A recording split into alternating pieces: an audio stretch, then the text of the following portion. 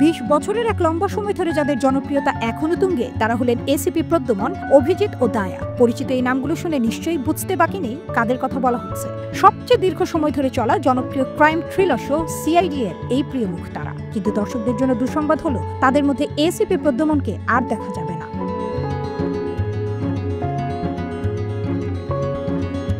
জানা গেছে সিআইডি থেকে চিরতরে সরে যেতে চলেছেন এসিপি প্রদ্যুমন চরিত্রের অভিনেতা শিবাজি সাতম। আর এই খবরটি প্রকাশ্যে আসতেই রীতিমতো মন ভেঙেছে দর্শকদের।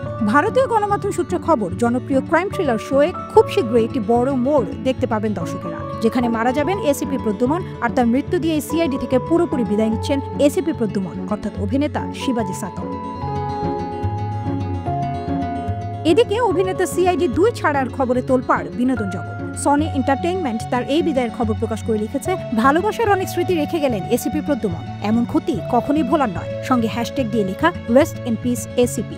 পোস্টটি প্রকাশ হতেই মাথায় বাজ পড়ার উপক্রম তার ভক্তদের। অনেকে ধরে নিয়েছেন না ফেরার দেশে পাড়ি দিয়েছেন এই অভিনেতা। পরে অবশ্য বিষয়টি স্পষ্ট হয় তিনি শুধু অভিনয় থেকেই বিদায় নিচ্ছেন, কিন্তু সেটাও মেনে নিতে পারছেন না তারা। এসিপি প্রদ্যুমন চরিত্রটি একটি আগামী পর্বে বোমা বিস্ফোরণের দুর্ঘটনায় মারা যাবে। পর্বটির শুটিংও ইতিমধ্যে শেষ, খুব তাড়াতাড়ি এটি সম্প্রচারিত হবে।